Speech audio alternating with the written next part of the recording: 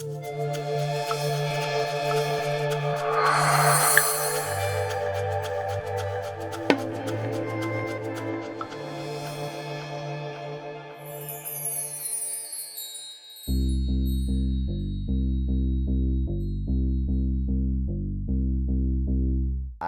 currently the executive director for the Transgender Education Network of Texas, or TENT.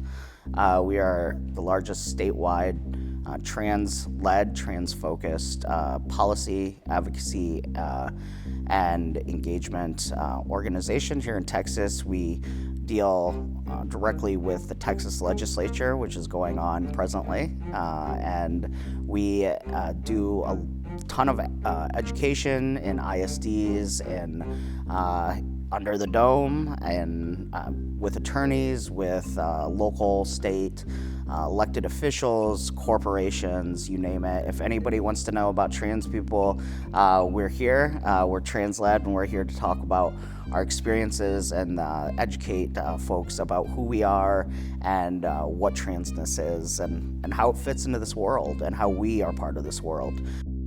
I'm here to talk a little bit about being a dad to my kid who's phenomenal and wonderful and is 21, so maybe not a child as much anymore. But how I ended up being a dad was the summer before my senior year. I was sexually assaulted, and my child was a result of that. I found out in November of my senior year, and was a week away from, in my mind, making a decision that was going to shape the rest of my life, where I was going to sign my letter of intent for college. Little did I know that life had other plans for me at that point, and the rest of my life had been shaped. It was strange because I think my like trauma, that fight or flight, right? The survival instinct kicked in, where again I go to so much of the process was really kind of out of body for me, where intellectually I knew I needed to do it, and I think the difference is that I had somebody depending on me at that point, that I was acutely aware that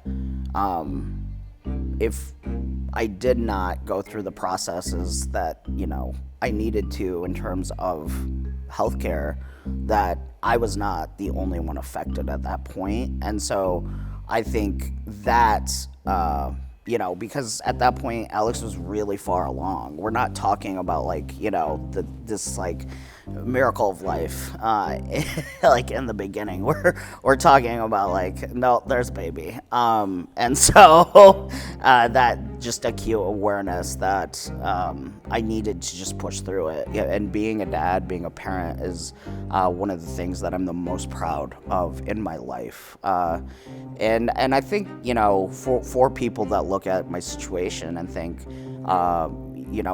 it rings sadness, it rings trauma.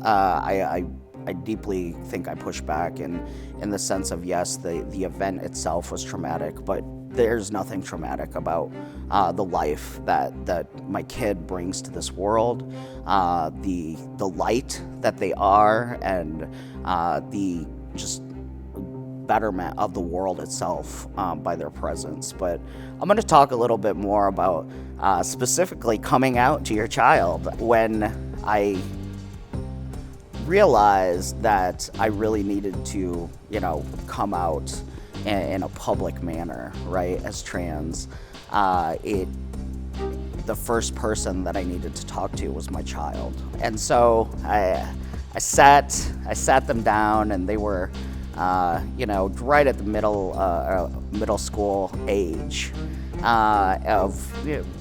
Middle school is terrible, I think, for anybody, transgender, cisgender. Middle school is just not a high point in a lot of people's lives. And so I let them know, hey, this is what it is. And from a very young age, the stories that you've heard from your aunt and uncle, I have a different perspective of this is why, this is why. When your aunt talks about the meltdown I had when she tried to dress me up and curl my hair, and even though I didn't have language at the age of 4, this is the blank that maybe you're not seeing.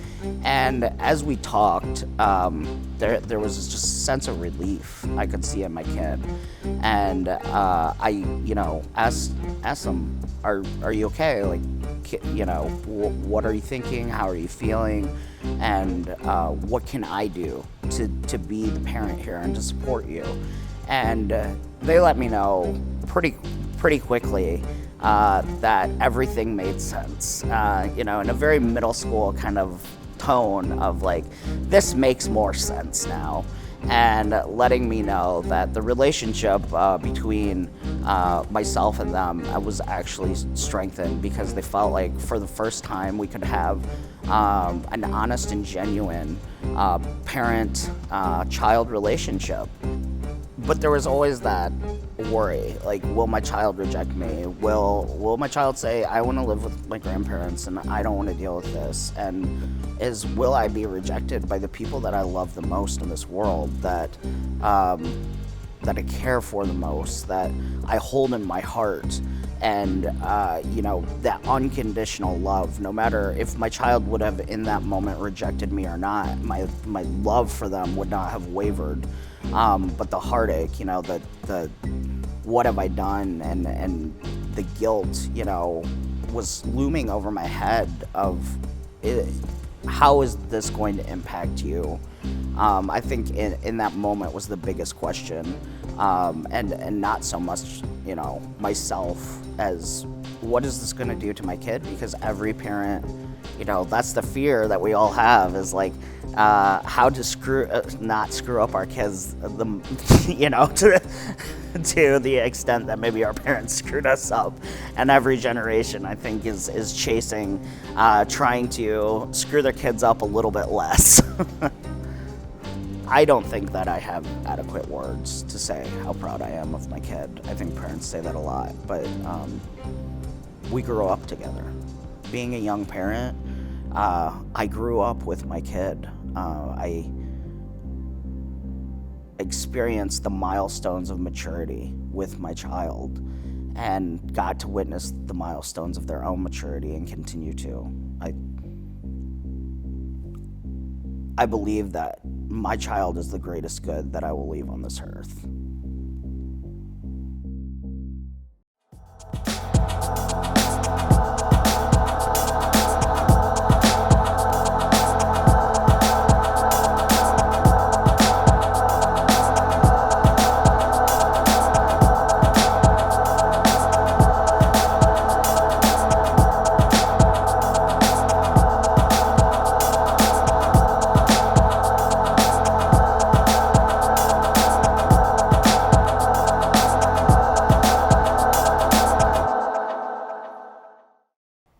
Trans people are parents too.